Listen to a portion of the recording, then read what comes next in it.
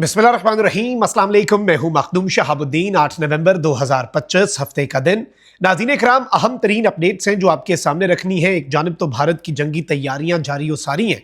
भारत की तरफ से फॉल्स फ्लैग ऑपरेशंस की तरफ भी कदम जो है वो बहुत तेज़ी से बढ़ाया जा रहा है। और इस मरतबा सिर्फ मकबूजा वादी में नहीं बल्कि समुंदर में भी भारत ने जंग से पहले एक फॉल्स फ्लैग स्टेज करना है। इस वक्त पाकिस्तान ने भारत को एक बहुत बड़ा सरप्राइज दिया है और भारत की दिफाई तनसीबात पर पाकिस्तान के ताबड़तोड़ हमले जारी और सारी हैं। कल आपने देखा कि नई दिल्ली समेत भारत के अहम तरीन शहरों के अंदर अचानक से जो एयर ट्रैफिक का सिस्टम है वो पूरे का पूरा हिल कर रह गया।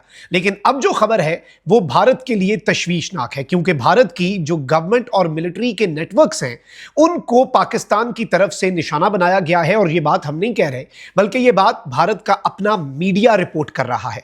इस हवाले से कुछ अहम डिटेल्स हैं। इसके साथ ही साथ इंडियन आर्मी और इंडियन एयरफोर्स की नकलो हरकत बॉर्डर के करीब बढ़ती जा रही है और इंडियन एयरफोर्स की तो मशकूक नकलो हरकत है। कुछ कार्गो प्लेन्स हैं वो पहुंचाए जा रहे हैं इंडियन एयरफोर्स की तरफ से पाकिस्तान के बॉर्डर के करीब इंडिया के जो एयर बेसेस हैं वहां पर। तो इस मूवमेंट को भी ट्रैक करना बहुत जरूरी है। अगर अभी तक आपने इस वीडियो को लाइक नहीं किया तो लाइक जरूर कर दें, कमेंट सेक्शन में राय का इजहार जरूर करें और अगर अभी तक आपने चैनल को सब्सक्राइब नहीं किया तो आपसे मेरी ये दरखास्त होगी कि चैनल को भी लाजमी सब्सक्राइब कर लें। नाज़रीन इकराम, सबसे पहले तो पाकिस्तान की सिक्योरिटी फोर्सेज और इंटेलिजेंस एजेंसीज ने यह डिटेक्ट किया है कि Indian army Pakistan India international border and even LOC उसके ऊपर अपना मिलिट्री बिल्डअप जो है, जो ग्राउंड फोर्सेज हैं, लैंड फोर्सेज हैं, उनका मिलिट्री बिल्डअप बढ़ाते जा रहे हैं। लेकिन ये छोटे छोटे पैकेट्स में मूव कर रहे हैं ताकि ये सैटेलाइट फुटप्रिंट जो है उसे अवॉइड कर सकें और सैटेलाइट पर इनकी मूवमेंट जो है उसे पाकिस्तान देख ना सके। यानी they want to give a surprise to Pakistan. On the other hand LOC के करीब जितने गांव हैं, जितने देहात हैं मकबूजा वादी के अंदर, वहां पर इन्होंने बड़ी तादाद में बंकर्स तैयार करने शुरू कर दिए हैं। और बंकर्स क्यों हैं? ताकि इन्हें इससे ये समझ आती है कि इंडियन फौज जो है वो एक लंबी और तवील मुद्दती जंग की तैयारी कर रही है और एक लार्ज स्केल वॉर। फिर आप ये देखें कि इंडियन मीडिया रिपोर्ट कर रहा है कि जी 6 महीने बाद लश्कर और जैश एक्टिव हो चुके हैं। बाबा बनारस नामी जो Indian raw associated reportedly Twitter handle है वो कहता है कि पाकिस्तान ने आजाद जम्मू कश्मीर में 15 टेरर लॉन्च पैड्स एक्टिवेट कर दिए हैं और पाकिस्तान से अब दहशतगर्द इंडिया में इन्फिल्ट्रेट करेंगे। फिर उसके साथ आप देखें कि समुद्रों में जो एजाज मल्लाह को पकड़ के पाकिस्तान ने दुनिया के सामने रखा वो भी इस जानिब एक क्लियर इंडिकेशन थी कि इंडिया कोई ना कोई फॉल्स फ्लैग प्लान कर रहा है। फिर जो भारत ने कल इल्जाम लगाया कि भारतीय जो माहीगीर हैं उनकी कश्ती पाकिस्तान ने पकड़ ली है, वो डेवलपमेंट भी अगर हम इक्वेशन में डालें तो बहुत कुछ हमारे सामने क्लियर हो जाता है। अब नाज़रीन कराम, कुछ अनएक्सपेक्टेड इंडियन एयरफोर्स की जो मूवमेंट है वो पिछले 2-3 घंटे के अंदर ऑब्जर्व की गई है and most of the jets जो कि फ्लाइट रडार के ऊपर हमने देखे वो कार्गो प्लेन्स बताए जा रहे हैं। अब ये जो कार्गो प्लेन्स हैं ये भी इस जानिब इशारा होता है कि ये मिलिट्री का जो इक्विपमेंट है, जो साजो सामान है वो इस वक्त बढ़ाते जा रहे हैं और मिलिट्री बिल्डअप पाकिस्तान के करीब इंडियन एयरफोर्स का और इंडियन आर्मी का वो भी बढ़ता जा रहा है। On the other hand if we look at the other side of the story, समुद्रों के अंदर आए तो वहां पर तो अब ये बताना मैं समझता हूँ वक्त का ज़िया होगा, क्योंकि पिछले कुछ दिनों से हम इतना लगातार ये रिपोर्ट करते आए हैं कि इंडियन नेवी जो मिलिट्री बिल्डअप कर रही है एंड इवन जो पाकिस्तान के इंटेलिजेंस के एनालिसिस है वो इस जानिब क्लियर इंडिकेशन है कि भारत डीप सी में कोई बड़ी जंग छेड़ेगा एंड साइमल्टेनियसली इंडिया ये चाहता है कि अफगान बॉर्डर भी गर्म हो जाए। इसलिए तालिबानी रिजीम इंडिया की ईमा पर मुज़ाकरात को मस्बत अंदाज में नहीं लेकर चल रहे ताकि वहां पर भी पाकिस्तान एंगेज रहे और फिर यहां पर एयर, लैंड और सी तीनों जगहों पर भारत एक तवील मुद्दती जंग का आगाज कर सके। उससे पहले ऑब्वियसली इंडिया को एक बहुत बड़े फॉल्स फ्लैग की जरूरत होगी, एक जवाब की, एक प्री टेक्स्ट की जरूरत होगी। बट आगे बढ़ते नाज़रीन कराम, कल तक तो सिर्फ भारत के कुछ एयरपोर्ट्स हैं उनका एयर ट्रैफिक सिस्टम का जो सॉफ्टवेयर है उसमें कोई टेक्निकल एरर आया जिससे नई दिल्ली की सिर्फ 100 परवाजें जो हैं वो अफेक्ट हुई।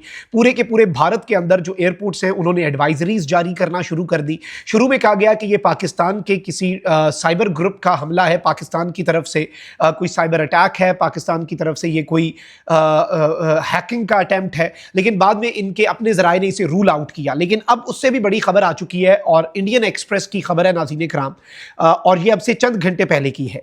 पाक linked hacker group targets Indian government and military networks with advance spyware. According to a report. एक रिपोर्ट जारी हुई है कि पाकिस्तान से लिंक वाला एक हैकर ग्रुप है, उसने इंडिया की गवर्नमेंट और इंडिया के मिलिट्री नेटवर्क्स के ऊपर एडवांस्ड वायरस के जरिए हमला किया है, टारगेट कर दिया है।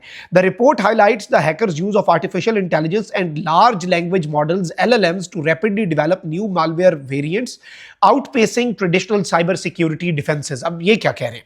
सादा लफ्जों में ये टेक्निकल टर्म्स हैं, आईटी प्रोफेशनल्स को समझ आ रही होगी, लेकिन इसमें वो ये कह रहे हैं कि रिपोर्ट्स अब इंडिया की ये बता रही है कि पाकिस्तान के साथ जो एसोसिएटेड कुछ हैकर ग्रुप्स हैं, ये अनऑफिशियल ग्रुप्स होते हैं, हैकर का किसी को नहीं पता होता, इनका ये कहना है कि ये पाकिस्तान एसोसिएटेड है, पाकिस्तान के साथ इनका लिंक है।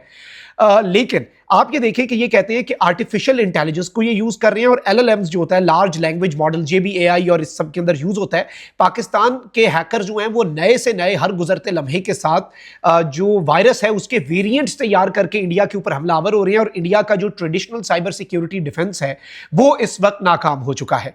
अब इस सब के अंदर नाज़रीन इकराम मैं आपको ये बताऊं कि इंटेलिजेंस एजेंसी की रिपोर्ट ने मिनिस्ट्री ऑफ होम अफेयर्स जो है अमित शाह की जो रॉ ने अमित शाह की मिनिस्ट्री को वार्न किया है कि एक मेजर साइबर एस्पनाज कैंपेन जो है वो पाकिस्तान के हैकर ग्रुप ट्रांसपेरेंट ट्राइब की तरफ से लॉन्च कर दी गई है। इंडियन गवर्नमेंट और मिलिट्री नेटवर्क्स को एक स्पाईवेयर है डेस्क रैट, उसकी तरफ उसके जरिए ये इंडिया की गवर्नमेंट और मिलिट्री के नेटवर्क्स को हैक कर रहे हैं। और ये सिर्फ वेबसाइट्स नहीं है, ये नेटवर्क्स के अंदर घुसकर इनके पूरे डेटाबेस को हैक करने के अटेम्प्ट की यहां पर बात हो रही है। फिर कहते हैं कि रिपोर्ट ये इंडिकेट करती है और वार्न कर रही है कि ये जो ग्रुप है पाकिस्तान लिंक्ड ये साइबर ग्रुप जिसका नाम है ट्रांसपेरेंट ट्राइब, इसने अपने टैक्टिक्स को इस साल अपग्रेड किया है और ये public cloud platforms Google drive से प्राइवेट सर्वर्स पर चले गए हैं और अब इस एक इनके मूव की तरफ से डिटेक्शन और ब्लॉकिंग जो है वो मजीद डिफिकल्ट कर दी गई है। यानी इससे पहले जो सर्वर्स थे अब ये खुद अपने सर्वर्स इस्तेमाल करके, भारतीय मीडिया ये बता रहा है कि इंटेलिजेंस एजेंसीज ने रॉ ने मिनिस्ट्री ऑफ होम अफेयर्स को ये खतरनाक रिपोर्ट पेश की है। फिर कहते हैं कि अटैकर्स जो हैं वो सोफिस्टिकेटेड ईमेल्स जो हैं, गवर्नमेंट नोटिसेस, जिप फाइल्स और इंटेलिजेंस ब्रीफिंग्स के नाम पर उन्हें यूज कर रहे हैं और सिक्योरिटी अलर्ट्स और बॉर्डर इंसिडेंट्स जो हैं उनका जिक्र करके ये ऑफिशियल्स को ट्रिक किया जा रहा है ताकि वो इन इन्फेक्टेड अटैचमेंट्स को डाउनलोड करें और एक मरतबा जब इंस्टॉल हो जाता है, डेस्क रैट जो है ये बेसिकली नाज़रीन इकराम एक रिमोट एक्सेस टूल है जिसके जरिए इनके पूरे सिस्टम्स को फिर एक्सेस किया जा सकता है और AI और LLMs को भी ये यूज कर रहे हैं। और इस वक्त ये बताया गया है कि automated real time threat detection जो है वही अब भारत को बचा सकती है। अच्छा, इसके साथ ही साथ मैं आपको ये बता दूं कि इवन सबसे अहम तरीन चीज ये है नाज़रीन इकराम के इनका अपना मीडिया ये कह रहा है कि यही वो साइबर ग्रुप है ट्रांसपेरेंट ट्राइब जिसने ऑपरेशन सिंदूर के दिनों के अंदर इंडिया के अंदर बड़े पैमाने पर इंडियन गवर्नमेंट ऑफिशियल्स के सिस्टम्स को हैक करके इंडिया के मिलिट्री नेटवर्क्स और इंडिया के गवर्नमेंट नेटवर्क्स के अंदर तक पेनिट्रेशन हासिल कर ली थी। और आपको याद होगा कि, याद रखिएगा, ये 6 तैयारे गिरना इंडिया को हिला के रखने के लिए काफी नहीं था।